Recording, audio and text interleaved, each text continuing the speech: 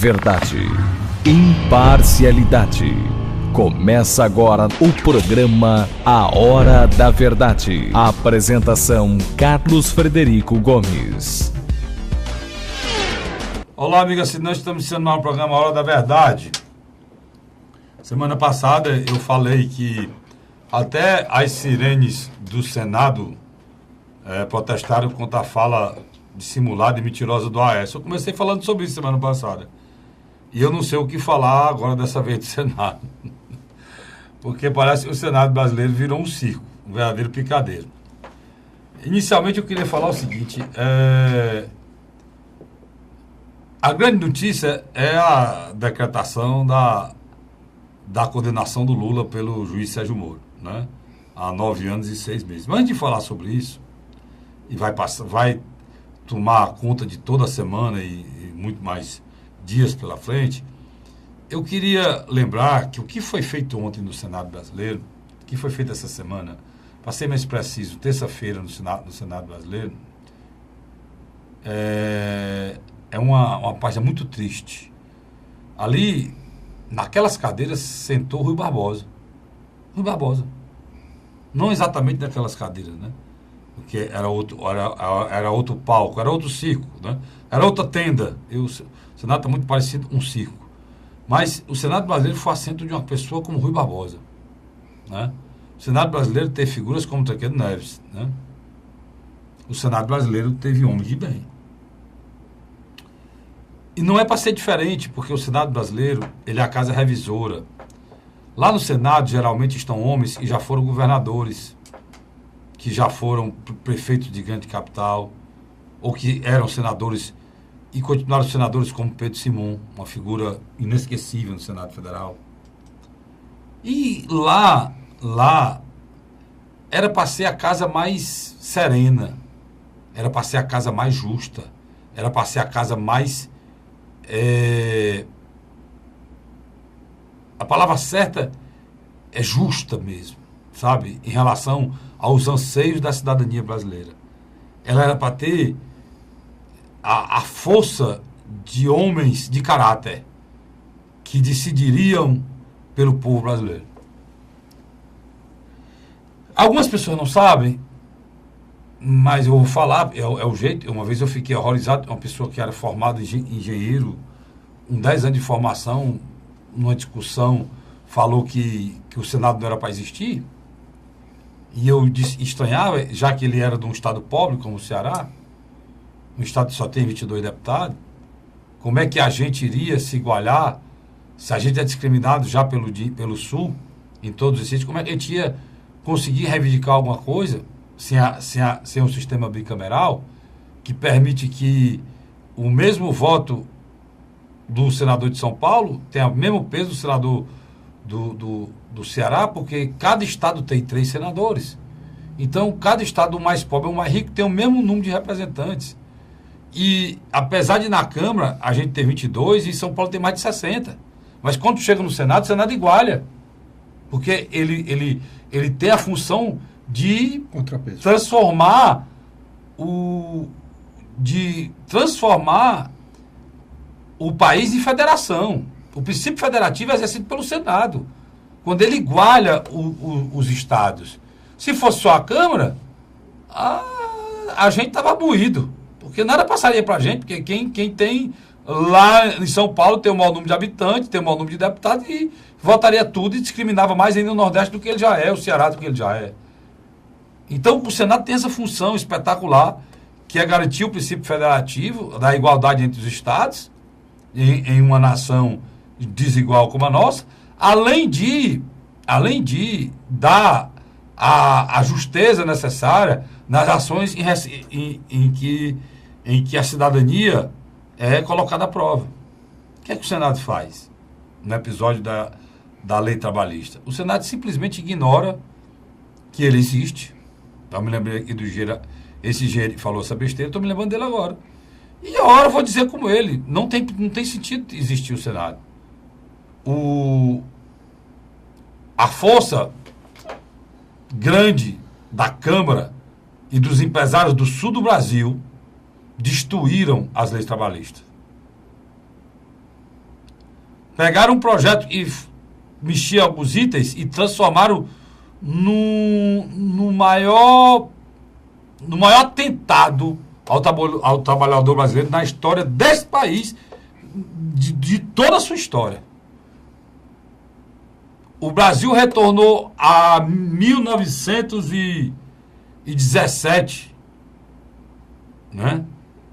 Quando ele não tinha nenhuma garantia trabalhista individual de ninguém. Nós voltamos antes de 33, quando começou a ser estabelecido as leis trabalhistas do Brasil pelo governo de Getúlio Vargas. E o pior de tudo, dessa história toda, que do jeito que eles formataram a reforma trabalhista, ela só ouviu o capital, só ouviu o dinheiro, só ouviu a banca internacional. Em nenhum instante, eles levaram em consideração, a questão do trabalhador. Isso não foi nem discutido. Nem discutido foi.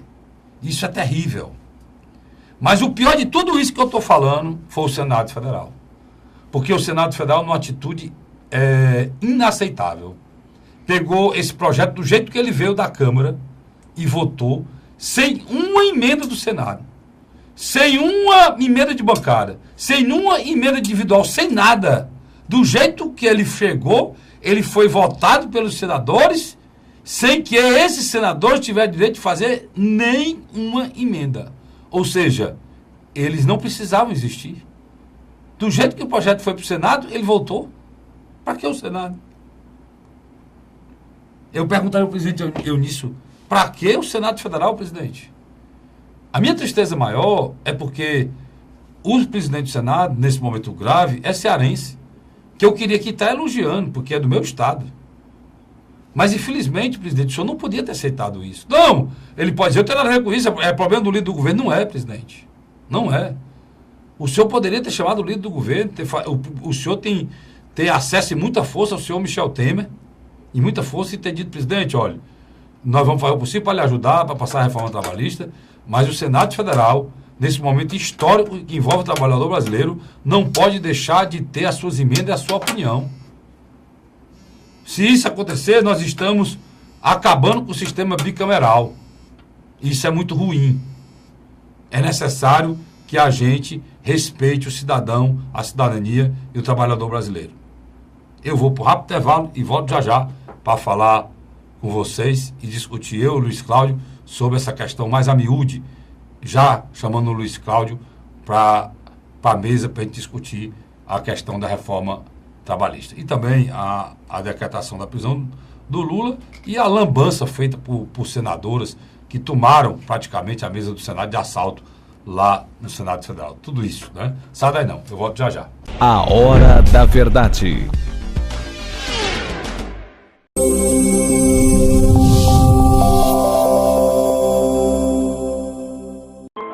A Assembleia Legislativa começou a campanha Ceará Sem Drogas.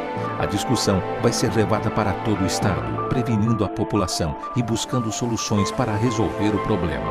Participe da campanha. Juntos ficamos mais fortes para combater essa verdadeira tragédia que destrói famílias, futuro e muitas vezes a própria vida. Ceará Sem Drogas, uma luta de todos nós. Assembleia Legislativa do Estado do Ceará. José de Arimanteia, Uruoca. Acordo 8 horas, 9 horas, aí carrego o carro e vou lá pegar água. Aí sai distribuindo os comércios. Estrada dessa, ó, para gosto de você andar, ó. Você não gasta pneu, tem economia no bolso e anda rápido. Sertanejo pega uma estrada boa, fica feliz, fica contente. Assim como o trecho que liga Uruoca a Martinópole, o governo do Ceará está fazendo mais de 1.000 quilômetros de estradas mais importantes da vida de muita gente. Governo do Ceará.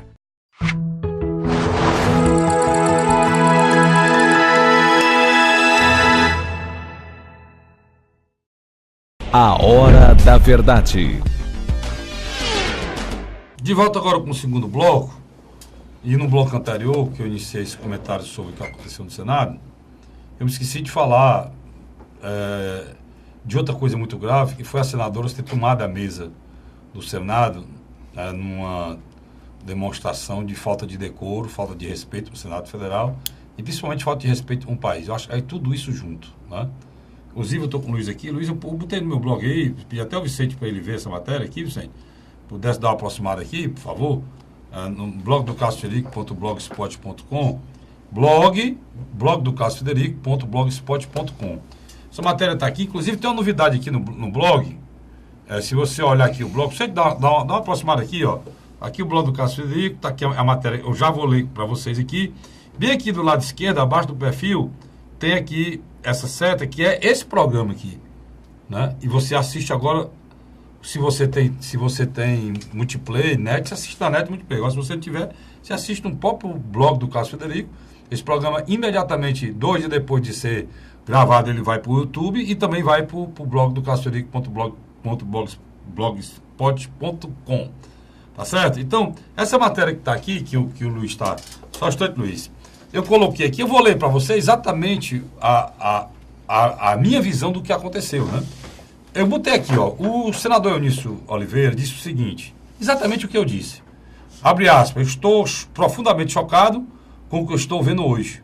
Já esperei mais de 7 horas, o problema não é o mérito da matéria, é a desmoralização da casa. É a primeira vez que eu vejo isso na vida, afirmou o PMDBista Eunício Oliveira, presidente do Senado. Os outros blogs por aí, eles botam tudo isso aqui e depois informou o PMDBista alvo da Operação Lava Jato. Eu não faço isso. Tá? Eu botei a forma, diz, PMDBista, presidente do Senado. Quem está chocado, e eu continuo falando, agora sou eu, né? Quem está chocado mesmo é o cidadão brasileiro, que nunca viu tanta desmoralização na história do Senado. Ontem, a Casa Revisora, como eu falei anteriormente no meu comentário, de possíveis equívocos cometidos pela Câmara Federal, simplesmente abriu mão de voltar a qualquer mudança no projeto de lei, que mudou completamente a relação entre empresários e trabalhadores, se você preferir, entre capital e trabalho. Se omitindo, lavando as mãos, diante do maior ataque contra os direitos trabalhistas da história desse país. Também ontem, o Senado foi desmoralizado com aquela cena grotesca de ocupação da mesa por senadoras que impediram a realização dos trabalhos por várias horas, demonstrando a total falta de liderança e credibilidade da mesa diretora e de decoro e responsabilidade dessas senadoras que não respeitam o Senado, a democracia e muito menos o país. Este, com certeza, é um dos piores momentos da história desse país e do Senado Federal, que infelizmente, nesse momento, está sendo presidido por um representante cearense. Eu digo infelizmente porque eu não queria dar essa notícia. Eu não queria que tivesse acontecido. Porque lá está um cidadão do meu estado, que eu quero que ele vá muito bem, para que o meu estado também cresça, que nós cearenses sabemos escolher os nossos representantes e que assumam. Claro que para a gente é interessante que o senador Eunício fique lá e cresça politicamente, porque viria muito mais coisas para o nosso estado, que é um estado pobre, né, Luiz? Necessita de lideranças nacionais. Sem dúvida. Mas, infelizmente, é um fato. A gente não tem como fugir do fato, né, cara? Isso aqui é um fato. É um fato. O fato que aconteceu. Eu espero que apague isso e que o presidente Eunício jamais aceite qualquer outro presidente mandar uma matéria com a importância, com a relevância desta e o Senado lave as mãos e não faça uma emenda, Luiz. Eu nunca vi isso. Eu vejo constantemente aqui na Assembleia, nossos colegas, eu sei que acompanha a Assembleia comigo, os deputados da oposição reclamando que na Assembleia existe uma truculência, as coisas, lá na Assembleia tudo é discutido 1.500 vezes. O assunto é repetitivamente discutido em todos os expedientes, no pequeno expediente, no grande expediente, nas considerações finais, tempo de liderança, é discutido de forma que dá até cansaço. Nas comissões também. Nas comissões tudo é votado, tudo é posto à prova, tudo é discutido. E eu vejo lá alguns deputados abrir a boca e dizer que a Assembleia ela não respeita a minoria. Minoria? Quando o Senado não deixa, e nem o senador faça nenhuma emenda. O que aconteceu diante do fato da tomada das senhoras senadoras da mesa foi que o doutor Eunício, presidente do Senado, mandou apagar a luz. Elas ficaram no escuro, meu chefe. Então a pessoa se vira moda quando estiver fazendo confusão, né? A gente apagar a luz da Assembleia. E confusão lá, só o que não tem agora. Se apaga a luz da Assembleia, acaba a sessão, é assim que funciona? Eu não sei. Estou deixando aqui no ar. O que tu achou, Luiz? A reforma trabalhista, ela era necessária. Indiscutivelmente. Ela precisava ser feita. Pode ficar à vontade. Tanto o Fernando Henrique Cardoso como Lula e Dilma adiaram essa reforma. Um governo que se propôs a fazer uma reforma pro mercado, Michel Temer nunca escondeu que veio simplesmente para ajudar os setores, o que eu chamo, tanto na área industrial quanto no mercado financeiro, que detém o poder econômico. Ele se aliou a esses grupos. Você tem dúvida que foi uma grande vitória do Henrique Meirelles ontem? Pessoal? Irmão... Não, a gente vai entrar. Tem um lado nefasto. Concordo perfeitamente com você. Essa reforma, todos queriam fazer, ninguém fez. Bom, hoje o editorial da Bandeirantes hoje, do Grupo Bandeirantes, ele disse que na história do Brasil isso sempre foi tentado e nunca foi conseguido. Mas eles falam de uma forma efusiva. Lógico. Ele fala de uma forma elogiando o processo, sem entrar e sem ressaltar coisas terríveis que tem na reforma trabalhista. Houve a precarização do trabalho.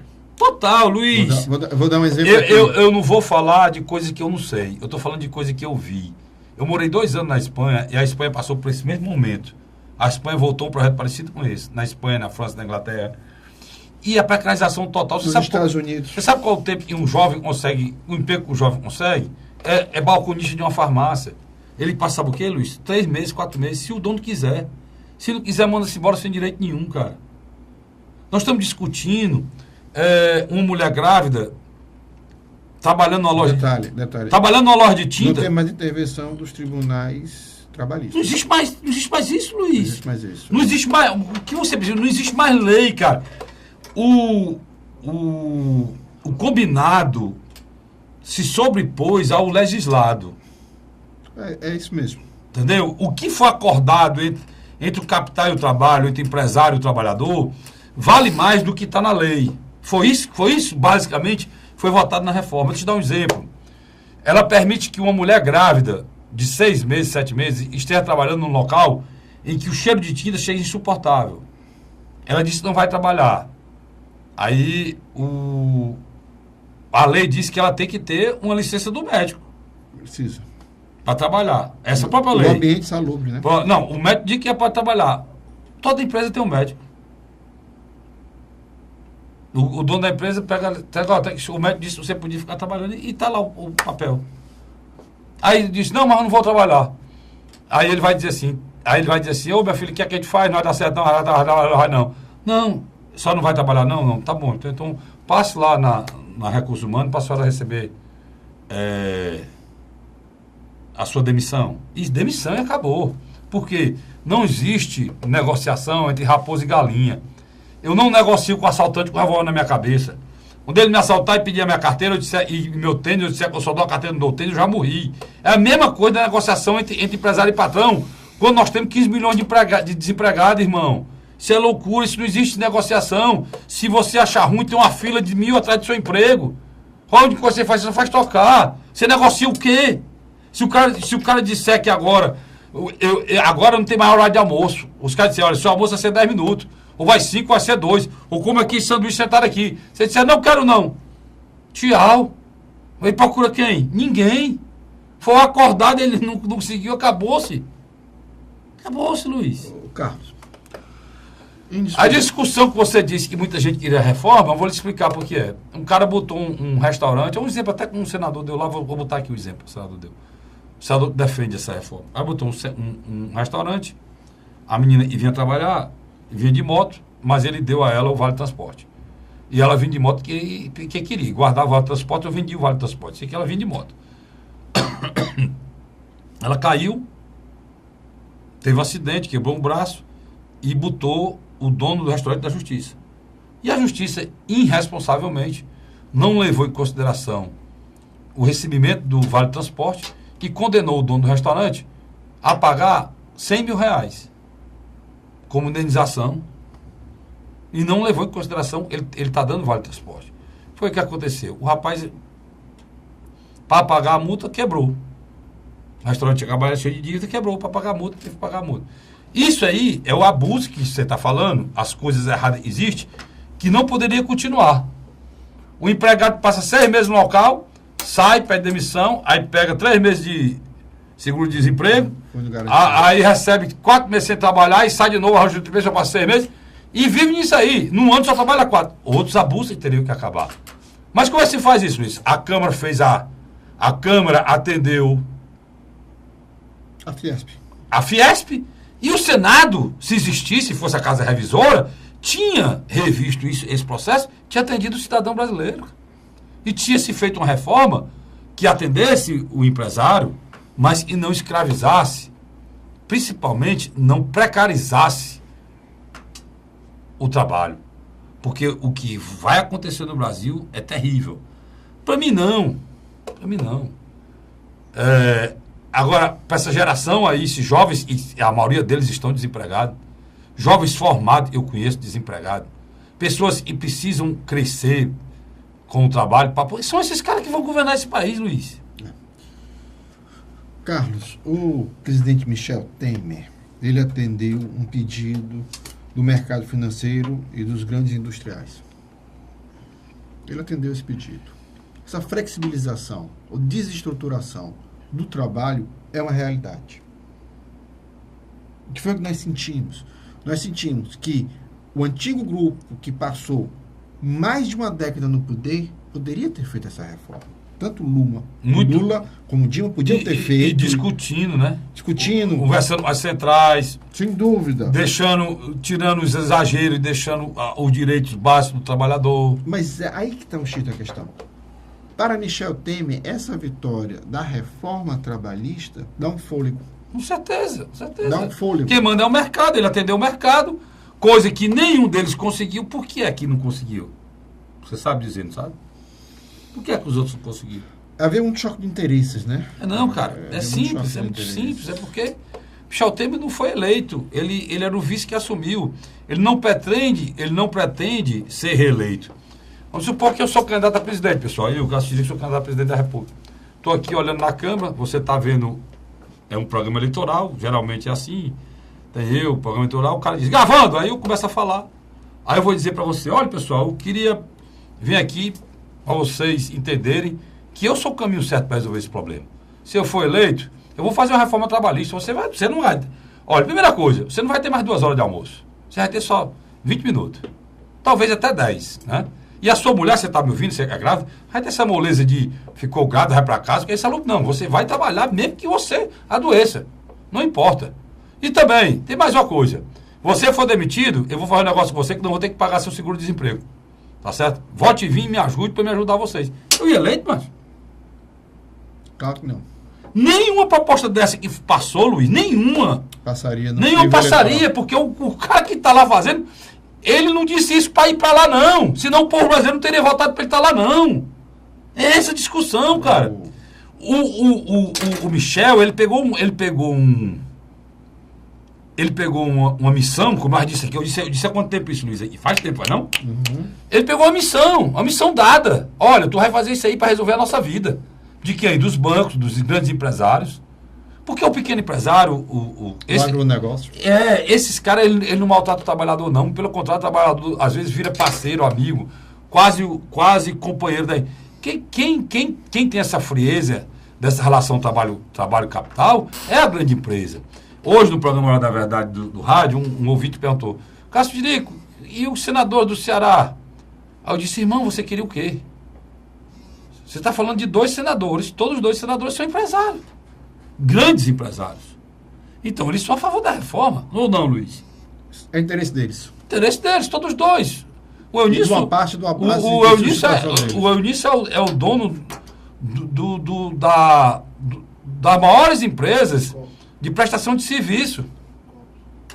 Né? Prestação de serviço a corpos e empresas de segurança. O Tajereçá tem a maior empresa de fábrica de refrigerantes da América Latina. A Sol hoje é a maior do Brasil, uma das maiores do mundo. Eu estou dando só uma empresa de cada um. E são várias empresas, o grupo empresarial enorme, todos dois. Então essa reforma, ideologicamente, pelo menos como empresário, é o sonho deles. Aí o cara revoltado, meu irmão, você colocou, eu coloquei, nós voltamos para ele ir para lá. O Pimentel não voltou por quê? O Pimentel não tem esse perfil, não é empresário. O Pimentel era professor, funcionário público, é bancário, não tem esse perfil. Ele defende sindicatos. Então ele defende sindicatos, né? Agora, vale ressaltar que não é porque o cara não é do PT, sindicalizado, que precisa ser contra essa reforma. Não é por aí. Se a reforma poderia ter sido feita se o Senado tivesse assumido a função dele. Não houve debate. Não ter dado uma de Pilatos lavar a mão, né, Luiz? Não houve debate. Concordo com você. Ô, Carlos, o ministro Henrique Meirelles, ele trabalhou pessoalmente na aprovação dessa reforma. Tanto Rodrigo Maia como o senador Eunício de Oliveira dialogaram muito mais com Henrique Meirelles do que com Michel Temer. Deram um presente pro Michel, né? O Michel Temer... Se o Michel hoje tem problema com o Maia e tá querendo puxar o tapete dele, eu vou lá ler outra matéria do meu blog aqui, você vai entender o que eu tô dizendo. E hoje o Michel tá bem com o Eunício, né? Que você foi perfeito, cirúrgico. Deu a sobrevida do Temer, foi essa reforma. Sem dúvida, porque acalma. O mercado sinaliza, olha, há um controle. E ele conseguiu uma coisa que Fernando Henrique não conseguiu durante 8 anos, que Lula não conseguiu. O Lula prometeu e não entregou ao mercado essa reforma. Dilma em quase. O Fernando Henrique prometeu, não entregou ao mercado. A Dilma em 6 anos prometeu, não entregou ao mercado. Só falava, não tinha coragem. Por quê? Porque todos eles eram políticos candidatos à reeleição. Por que o Michel entregou? Ele é político, mas não é candidato à reeleição. E ele quer entregar e quer ficar bem com o mercado. E conseguiu. E não foi só isso, não. Vamos voltar um pouquinho atrás. Ele conseguiu o teto, Luiz, e agradou o mercado. Terceirização. A terceirização, que era uma confusão enorme no passado. Que era uma reforma trabalhista. Ele fez 2 reformas. Fez a terceirização, que hoje a atividade fins pode ser terceirizada, ou seja, antigamente um cara que trabalhava na justiça não podia ser terceirizado, hoje em dia pode. Pode ser até professor pode ser terceirizado hoje. Qualquer um pode terceirizar. Tudo. E agora essa reforma trabalhista. Então, para o mercado, é um mundo dos sonhos, cara. Total nesse aspecto. Eles dizem que isso desemboca em emprego. Eu duvido. Olha, estou dizendo aqui, duvido. Eu me lembro que... Você diminui a carga tributária, você diminui uma série de fatores burocráticos, mas você cria muitos empregos, mas todos eles precarizados. Aquele que você deu exemplo, você pega um emprego de 3, 4 meses... Tá Pronto, entendendo? Você vai pegar um cara que ganhava R$3.000 e você vai trocar por 3 empregados ganhando R$1.000. Às vezes só um ganhando 1.500. Ou então, Pegando um ganhando 1.500. Então o cara que ganhava 3.000 vai ganhar 1.000. E vai trabalhar mais.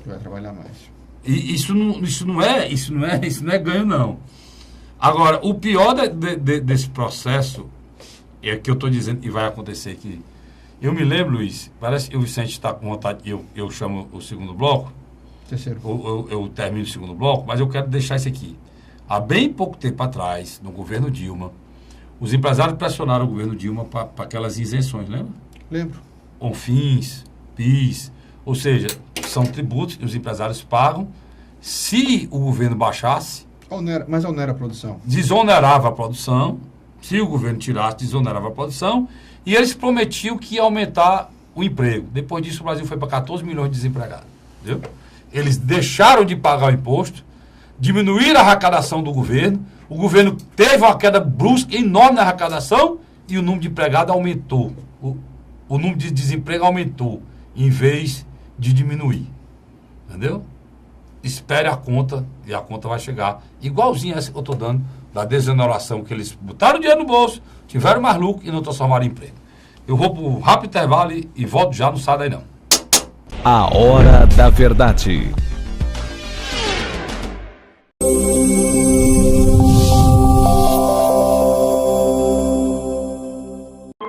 A Assembleia Legislativa começou a campanha Ceará Sem Drogas. A discussão vai ser levada para todo o estado, prevenindo a população e buscando soluções para resolver o problema. Participe da campanha. Juntos ficamos mais fortes para combater essa verdadeira tragédia que destrói famílias, futuro e muitas vezes a própria vida. Ceará Sem Drogas, uma luta de todos nós. Assembleia Legislativa do Estado do Ceará. José de Arimanteia, Uruoca. Acordo 8 horas, 9 horas, aí carrego o carro e vou lá pegar água. Aí sai distribuindo os comércios. Estrada dessa, para gosto de você andar, Você não gasta pneu, tem economia no bolso e anda rápido. Sertanejo pega uma estrada boa, fica feliz, fica contente. Assim como o trecho que liga Uruoca a Martinópole, o governo do Ceará está fazendo mais de 1.000 quilômetros de estradas mais importantes da vida de muita gente. Governo do Ceará.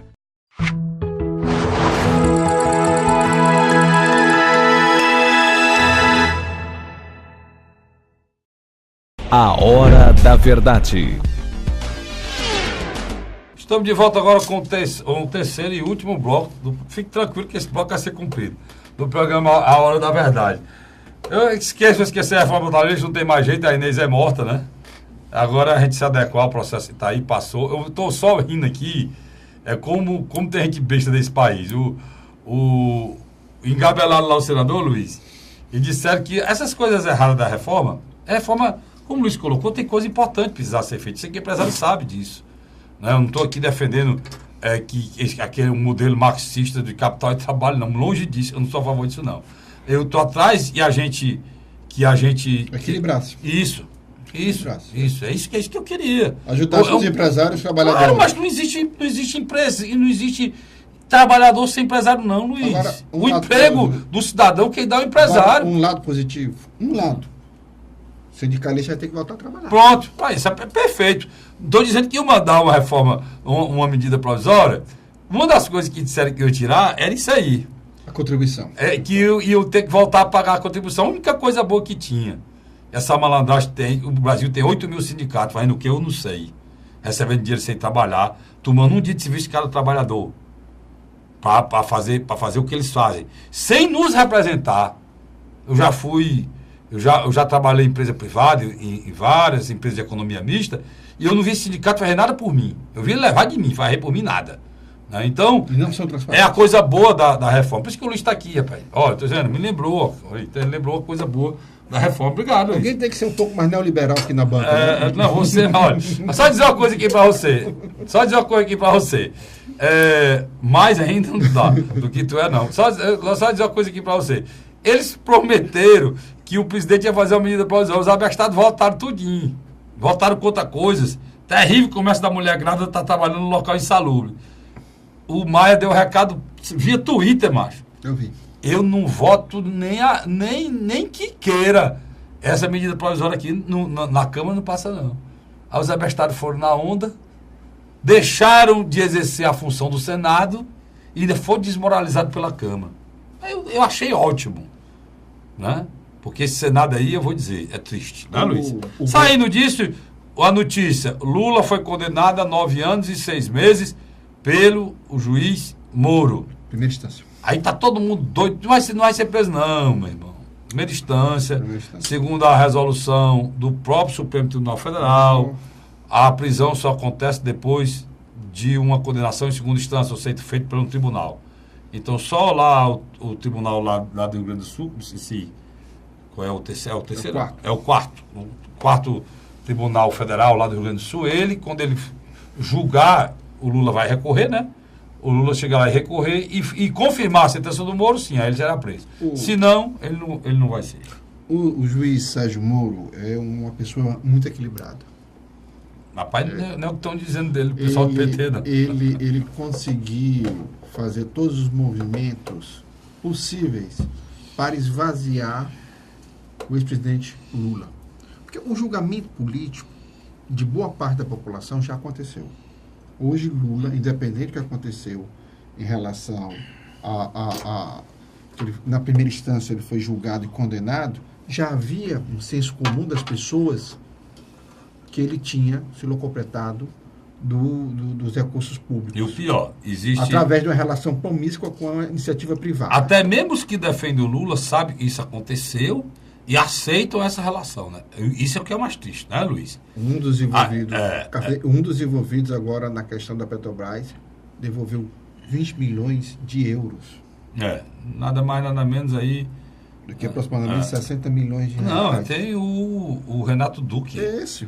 Não, o Renato Duque está devolvendo mais do que isso, cara. Muito não, mais do que isso. Conta ele abriu mão. Muito mais do que isso. Uma pessoa. Eu sou orientando esse detalhe. E ele não era o presidente. Se nem te passa o dia todo falando de dinheiro aqui. Ele não era nem o presidente da Petrobras, não. O que eu estou querendo dizer é que eu vi um discurso de senadores depois, e o Lula foi condenado pelo juiz Moro agora. Eles transformam o Lula, querem transformar o Lula num mártir. Num mártir, numa vítima, e o pior de tudo, eles condenam a condenação da justiça. Nem mesmo, é interessante que eles começam a fazer o papel de juiz. Eles dizem, cadê a prova, você de que é prova, você que irmão, função de vocês não é julgar, não. Eu sou de um tempo, meu pai me ensinou que justiça a gente cumpre. Eu mesmo aqui nesse programa aqui, ó, em cima dessa bancada, geralmente o Luiz está sempre comigo aqui, em cima dessa bancada, eu nunca fiz acusação a ninguém aqui por delação. Eu nunca pré-julguei ninguém, mas sempre disse aqui, a partir do momento que houver condenação, aí também não queira que eu espere o transitado julgado, não, que aí não dá. Aí não dá. Porque o transitado julgado no Brasil ainda existe, não termina. Eu vou ficar velhinho aqui esperando que o transitado julgado com 70 anos, para dizer, olha, aquele negócio que eu falei há 25 anos atrás, aquele que não espera isso de mim. Você querer me convencer que o Vacari é inocente, não dá. Você querer me convencer que o Zé Disseu é inocente, foi condenado, que o Palocci foi condenado, não dá. Não dá para me condenar aqui o Eunício por uma delação. Aí não dá para me condenar. Mas dizer que o Gedel também é inocente. Ou dizer que o Gedel é inocente também. Não dá. Aí, meu amigo, o que eu tô querendo dizer aqui é que vocês respeitem o povo brasileiro, cara. Respeitem o povo brasileiro. Vocês querem fazer o povo brasileiro de abestado, dizer que tudo que foi feito nesse país, porque parece, Luiz, de uma hora para outra, que o que aconteceu foi do Michel para cá.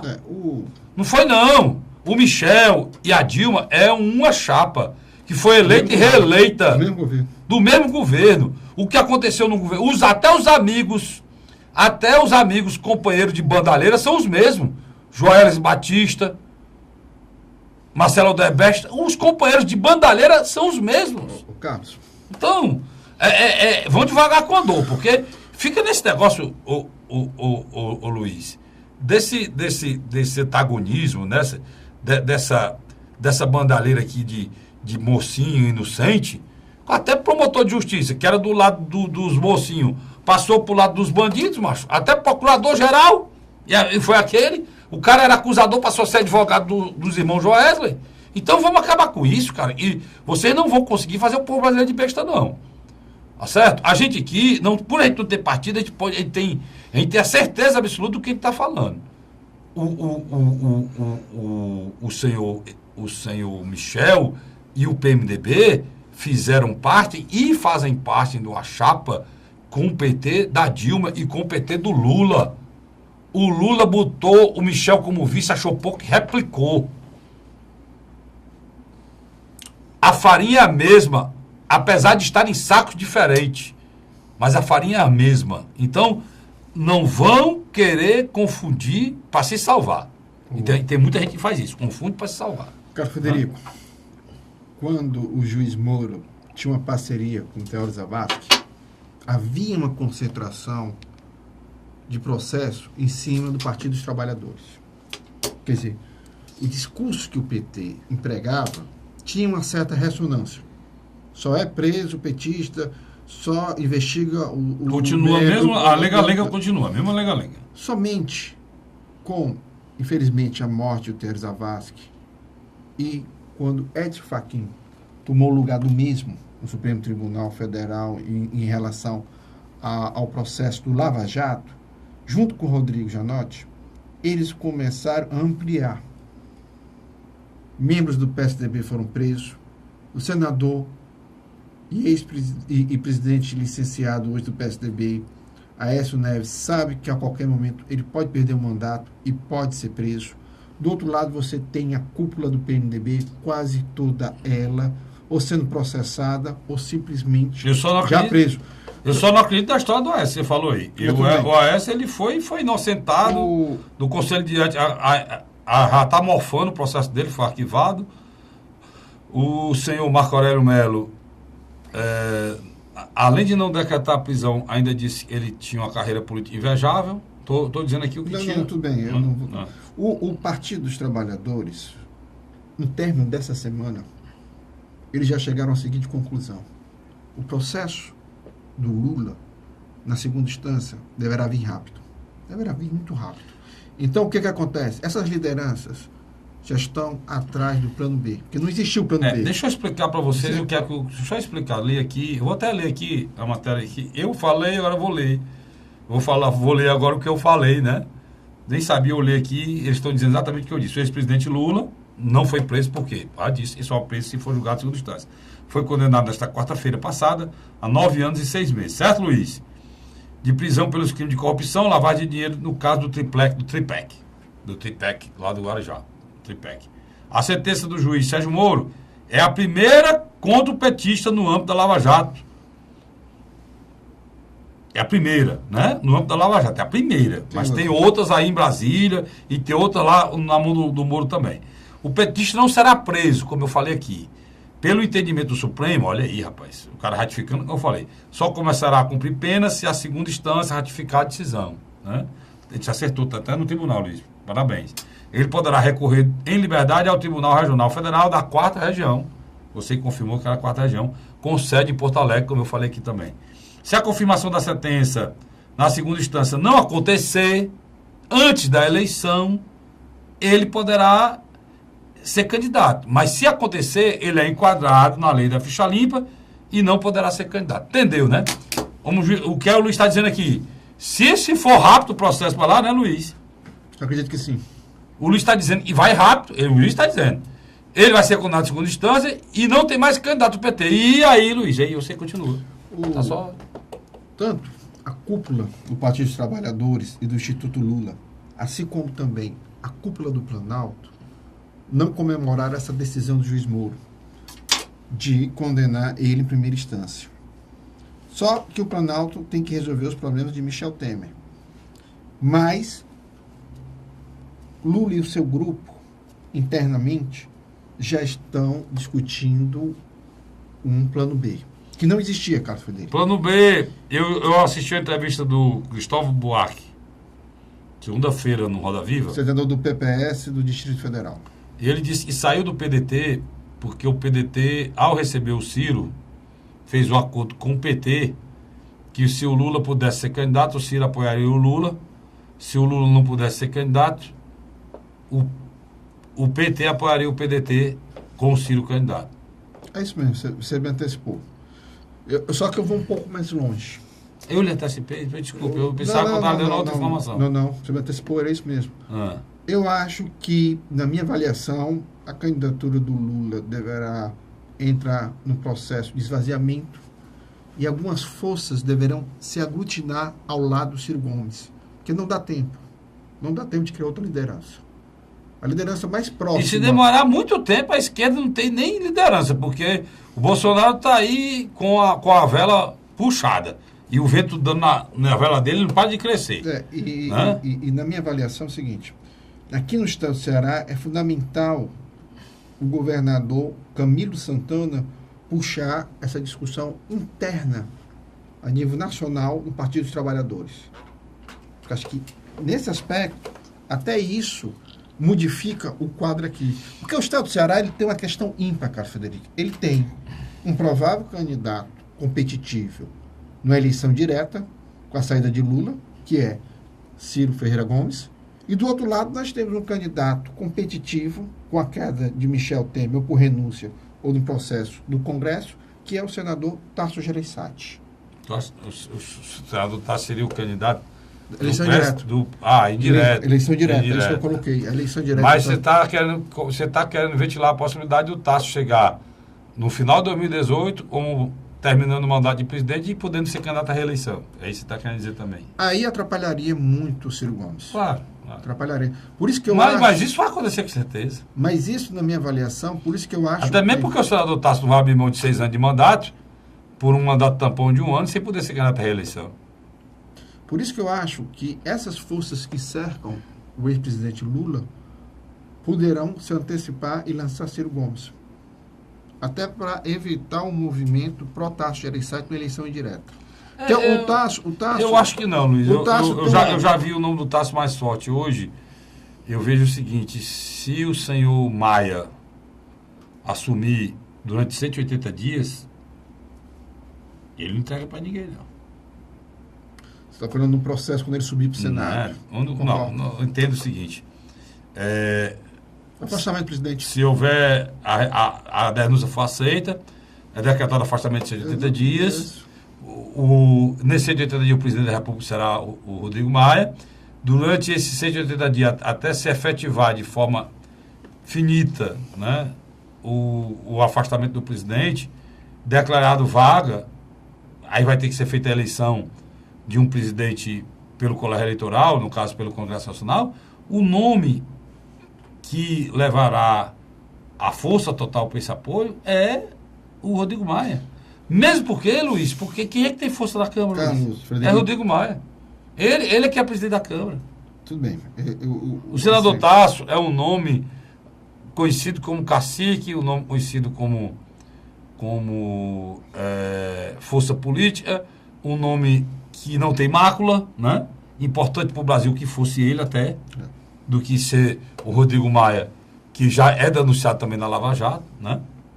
Mas eu não vejo condições políticas para que isso aconteça. No dia 12 de junho, quando ele reuniu a executiva do PSDB, Tasso Gereissati, como presidente interino, ele conseguiu que Geraldo Alckmin e João Dória saíssem em defesa do governo Michel Temer. Quando esse programa for ao ar, vai fazer um mês, isso. Especificamente, um mês. Você já nota a mudança de comportamento do João Dória e do próprio Geraldo Alckmin e de setores do PSDB que começam a defender... Vamos lá, que usa o seguinte termo. Vamos dizer a gente tem que aprovar as reformas, mas não pode ficar nesse governo. Pronto, o Alckmin disse isso, mas vamos ver o que é que houve na reunião. Então, houve... Teve o suplente senador, o senhor Zé Aníbal, discutiu com o Tasso, ao ponto de dizer que as pessoas não podem falar que o mandato do presidente acabou, né, como ele disse, desrespeitando a decisão da executiva que deu apoio ao presidente. Quer dizer, bateu de frente com o Tasso. Mas ele tem interesse, né? Tem. Tem um cargo... Inclusive, não é o senador, não. É aquele ex-suplente de senador. Exatamente. O Tasso, na saída, sem o Alckmin saber, deu uma entrevista dizendo que em agosto, agora em agosto, a executiva do partido ia se reunir, ele é o presidente, né? Ia se reunir e ia eleger uma nova executiva.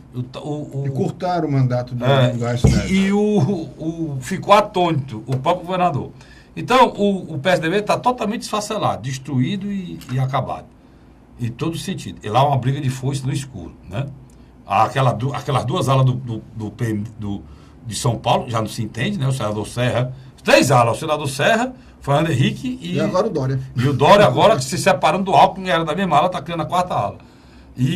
Aí tem o Tasso e o vice-presidente do Senado, o Cássio Cunha Lima, que tem uma visão parecida, e tem os novos deputados, os deputados jovens do PSDB, que acompanham o Tasso, né?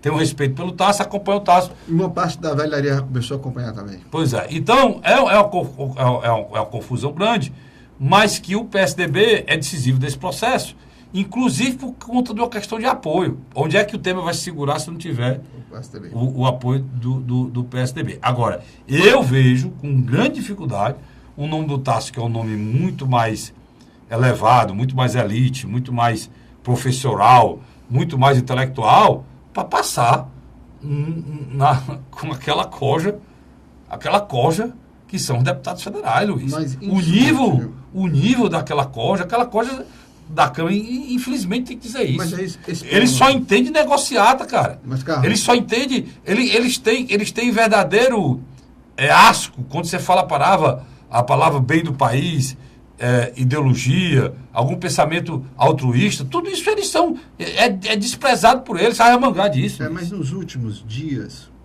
o Tasso se agigantou, Tasso Gereissati conseguiu dialogar com o Rodrigo Maia. Sim, Eles estão dialogando, eles sim, estão vamos falar dialogando. sobre isso. Inclusive, o teu candidato a presidente, o Dória, que é midiático, gatinho, doido por uma câmera e uma foto, o Dória, cara, pediu para que o Aécio renunciasse, não foi a presidência do partido. Mas por que eles estão tomando essa medida? Quer que o Tasso assuma. Não, mas por que eles estão Definitivamente. tomando essa medida? Eles trabalham com pesquisa qualitativa e quantitativa. E eles não compreenderam que o Tasso Gereissati estava 1 ou 2 passos à frente deles. Quando o Tasso, há menos de 45 dias, dizia, olha, nós temos que apoiar as reformas, não esse governo. Eles não compreenderam. Uma reforma já passou, né? E elas vão passar. Elas vão passar. Só falta agora a reforma, a política, ele nunca faz, só falta agora a reforma da Previdência. O governo do Michel Temer é um governo que se esvairia a cada minuto.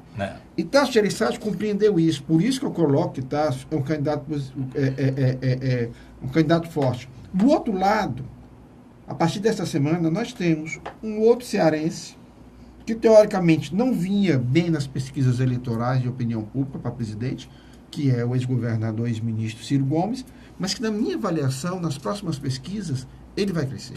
Eu discordo de você. Ele vai ter uma migração. Para mim, eu acho que ele vinha bem, Luiz. Um cara que é rejeitado pela Globo, rejeitado pela Band, rejeitado pela Folha de São Paulo, rejeitado pelo Estadão, rejeitado pelo SBT. Consegue ainda manter 6 pontos percentuais na pesquisa, bicho? Por esse prisma, eu concordo com você. Sem governo, sem nada, só com a cara, só com a língua. Eu acho que ele está bem ainda. Mas, por outro lado, eu dizia que ele não estava bem porque o mesmo eleitor que ele disputava era o mesmo eleitor do Lula. Então, tudo bem. Agora se apaga o Lula e esses 30% do Lula pode desaguar nele. Eu acho que uma parte já virá. E ele não pela tem... solidez mais... E ele tem uma rejeição muito menor do que a do Lula. Né? Não. O grande problema do Lula é a rejeição. O Lula chega a 35 e lidera todas as pesquisas, mas quando você vai para a rejeição do Lula é acima de 50%. Comendo uma rejeição acima de 50%, ninguém vai ser presidente da República nunca. Né? É só fazer a conta. Para você ser eleito presidente, tem que ser metade mais um dos votos. Né? Então muda o cenário. O Ceará muda esse cenário. Agora, deixa eu dar uma informação espetacular. Eu dei essa informação em primeira mão, algumas coisas que ultimamente eu não faço mais nada, a não ser ler e escrever e assistir televisão e acompanhar programas e blogs, e muitos de vocês não acompanham, que eu procuro acompanhar. Eu dei a informação em primeira mão segunda-feira, e hoje todo mundo falou, terça-feira, quarta-feira, e hoje, quinta-feira, muita gente falando. O Rodrigo Maia teve alguns encontros perigosos, e encontros não reveláveis, né? Ele esteve, esse primeiro aí foi com o Tasso, e foram saber depois, né? Não sei quais foram as promessas de amores feitas entre os dois. Agora, o pior encontro que ele teve, que aí me preocupou muito, foi com o vice-presidente institucional da Globo. Não é da Rede Globo, é do Sistema Globo. É o cara que faz contato institucionalmente com o governo. Pois esse cidadão esteve, meu chefe, com o Maia. Sabe quanto tempo durou esse encontro? 7 horas. E nesse encontro, ele estava recebendo as bênçãos da Rede Globo para que ele pudesse ser presidente. Aquilo que eu falei aqui, que a Globo está atrás de um presidente para chamar de seu, escolheu o Rodrigo Maia. E agora, poucos momentos, né, saiu a notícia, já está divulgada aí, vai sair quarta-feira, quinta-feira, está saindo hoje, saiu quarta, vai sair hoje quinta-feira, e vai todo mundo comentar. Sabendo de tudo isso, o presidente Temer disse que ele pode até cair, mas cai junto com ele o Maia, né, e o Eunício. Né? E eu fico pensando que infelicidade a nossa nação, né? Cidadão brasileiro, né? A gente tem, um amigo meu dizia que de um lado é um ralo, do outro é esporão de um galo. A situação da cidadania brasileira. De um lado você tem um presidente corrupto, carcomido, totalmente desgastado. Desmoralizado, obrigado, Luiz. Do outro lado, você tem uma população esperando tudo, que haja mudança rápida, sofrendo, 15 milhões de desempregados, sem saúde, sem educação, sem respeitos, a população sendo morta na rua a cada instante, a cada momento, com a violência desenfreada. São 60 mil pessoas assassinadas por ano. Aí você tem a opção, o Rodrigo Maia. Rodrigo Maia, que é o presidente da Câmara, investigado pela Lava Jato, e agora é o candidato da Globo. Agora é o candidato da Globo, meu irmão. Quem é que pode suportar isso, né? Aí você tem, do outro lado, a Bandeirantes resolveu dar apoio ao Temer para ir de frente com a Globo. Sabe com o editorial? Tu viu o editorial, Luiz? O editorial salvando o Temer das garras da Globo, né? E no meio desse jogo de interesse, né, de sujo, imundo, né? Tô me lembrando aqui do meu filho, assisti aquela série House of Cards, né? Meu filho Diego, e ele perde a longe para maquinação, para conspiração, para essa conspiração ardilosa, nojenta, vagabunda, que é exercida aqui na política brasileira, baixa. Enquanto isso, o cidadão brasileiro está desempregado, a gente fala em 14 milhões de desempregados, Luiz, a gente se esquece, macho, de um drama de um desempregado. Você que é sociólogo, né? O drama de um desempregado.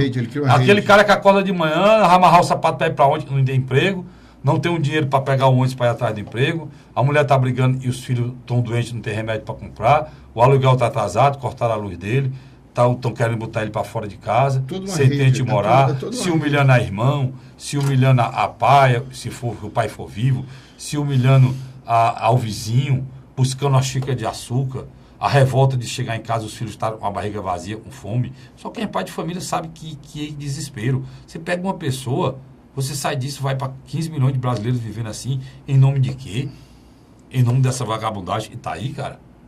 Os caras estavam vendo um país lascado, destruíram o país, venderam o país, levaram o dinheiro do país. O Brasil não tem dinheiro hoje para fazer uma cirurgia de catarata de um senhor e está perdendo a visão, cara. Você não tem hoje uma fita para fazer um exame de diabetes, uma fita daquelas para medir a glicemia. Está faltando os postos de saúde. Você, Luiz, não tem o direito de viver. Um projeto desse da reforma trabalhista vai para o Senado, ele tem que voltar a se mexer pela urgência. Urgência de quê? Agora, morre. Aqui no Ceará, 4 mil pessoas por ano. Cadê a urgência do projeto e mude essa situação da penal no Brasil? Aqui no Ceará, essa semana, a quantidade de crianças, jovens e adolescentes que estão sendo mortos de 13, 14, 15, 16 anos. Cadê a urgência disso? Alguma mudança? Alguma pessoa que se lembre que o brasileiro está morrendo? Nas ruas. Nas ruas, cara. E não tem um projeto, não tem urgência, não tem nada. Urgência para atender a Banca Internacional, para votar um projeto trabalhista, que é essa porcaria desse projeto, Luiz, ele podia ter voltado para a Câmara, depois do Senado ter emendado e ter tirado as coisas erradas que tinha no projeto, cara. O cara Federico, em 2008 e durante o ano de 2014, eu escrevi vários artigos que Ainda bem, Luiz, que tu existe para botar uma águazinha fria aqui, senão eu me zango muito. Eu escrevi alguns artigos criticando a área de segurança pública. Na época, sobre a coordenação do governador Cid Gomes. Essa semana, eu escrevi um pequeno artigo e algumas frases que eu achei importantes. Rapaz, tá certo, entendi agora. Eu elogiei a medida do governador Camilo Santana na compra dos novos carros. 300 e... Daria autêntico. Na parte aqui do governo, 329 novos 329 novos carros, o governador entregou. E ainda mais, entregou 329 carros e está abrindo a licitação para 600. E no novo modal agora, uma parte desses, Luiz, vão ser alugados. Porque o governador entendeu, ele tem razão, que um carro daquele, aquelas Hilux do tempo do governador Cid Gomes, ali para New Land passava um mês, Luiz. E aquela área que ela fazia a cobertura ficava descoberta. Um carro desse, você compra ele hoje, quando ele termina de existir, ele vai para onde ele é vendido, o governo recebe o dinheiro, não, ele vira sucata. Praticamente não existe. E se você somar o valor venal dele com o que foi gasto de manutenção, Luiz, pode ter certeza que se alugar um carro, sai muito mais barato. Existe uma diferença. O governo não vai ter manutenção e quem alugar o carro para o governo promete em 24 horas outra viatura entrará. Isso dado do governador, inclusive. O governador falou isso na entrevista que ele está dando terça-feira. Ele está dando entrevista direto para a população no Facebook, né? E o governador foi muito claro em relação a isso. E o melhor de tudo, né? Enquanto O governo do Rio de Janeiro, do Rio Grande do Sul, de Minas Gerais, não paga nem o 13º, o governador aqui está comprando um carro e abrindo licitação para mais 600. O estado pobre do Brasil. Além disso, esse mesmo governador deu um aumento agora qualitativo aos professores que se reciclam, que estudam, tem mestrado, doutorado, deu um aumento para todos os professores. Né? Ainda teve isso aqui ainda essa semana. Né? Então, parabéns ao governador Camilo Santana. E parabéns não a gente saber que ele está fazendo tudo que pode ser feito. Só quero dizer, governador, aí o senhor me conhece, o senhor já sabe como é que eu sou. Isso não é certeza que vai melhorar a segurança do estado de Ceará por causa de carro, não. O governador Cid Gomes embarcou nesse processo, comprou os melhores carros que podiam ter, comprou tornozeleira, comprou moto Falco, comprou colete, transformou o cidadão policial cearense em Rambo. Antigamente eram uns cabas barrigudos de uma farda caque com o fundo rasgado, com um 38 batendo catolé pendurado aqui no joelho. E o carro é um Palio Quente, geralmente todo cheio de ferrugem. Hoje, com toda essa estrutura, a violência do Ceará só cresceu. O governo Cid botou tudo que pediram, tudo. Disseram, eu quero carro, tome. Eu quero arma, tome. Colete, eu me lembro, um amigo meu que é coronel, pode dizer o nome dele, ele era antes major e era subtenente. Ele disse para mim que quando ele era tenente, ele ia numa viatura, só ele usava colete, Luiz. Os outros soldados tudo sem colete. Quer dizer, ele podia ser morto não, que era oficial. Os outros 3 podiam ser mortos. Porque antigamente não tinha colete para todo mundo. Hoje em dia, se passar um dia que o colete perdeu a validade, a confusão é grande. E isso, Luiz, só encerrando, não deu ao estado do Ceará melhoria nenhuma. Muito pelo contrário, eu vi policiais criticarem o governador por comprar um carro bom.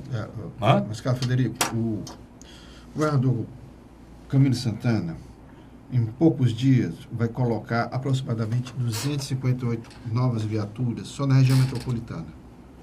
200 só em Fortaleza. O restante vai para o interior, né? Eu, pessoalmente, faço críticas positivas nesse sentido, porque o pequeno roubo, pequeno furto, pequeno assalto vai inibir. Meu tio, eu fiquei mais feliz. Fiquei mais feliz ainda com essa notícia que você está dando, porque você está reconhecendo o trabalho do governador. A polícia coerciva. E já é uma evolução sua, que você reconhecia pouco, agora está passando a reconhecer. Não, sem dúvida. Mas a partir do momento em que existe esse combate, ele centraliza no combate ao tráfico. A verdadeiras quadrilhas que tomaram bairros como refém. Isso lá na frente também vai ter um saldo positivo. Certeza. Eu vou discutir com você esse assunto. Eu vou fazer um programa com você, trazer uma figura aqui que conhece segurança pública. Eu vou fazer um programa, você e ele, só sobre segurança pública. Você vê. Eu acho que é necessário. É necessário. Luiz, o tempo acabou. Mas é isso mesmo, faz parte. Também. Muito obrigado pela sua presença. Obrigado a você, assinante. Na próxima semana, se Deus quiser, nós estaremos aqui de novo. Eu quero lembrar, você assiste o blog do Carlos, você assiste esse programa, A Hora da Verdade, também no blog do Carlos Frederico. Se você estiver esperando aí para uma consulta, pega o seu smartphone, entre blogdocarlosfrederico.blogspot.com, você assiste 1 hora de programa no seu celular. Tá lá na net, tá na Multiplay, mas tá também no seu celular, tá bom? Tchau, tchau. Até a próxima semana, se Deus quiser. Verdade. Imparcialidade. Começa agora o programa A Hora da Verdade. Apresentação: Carlos Frederico Gomes.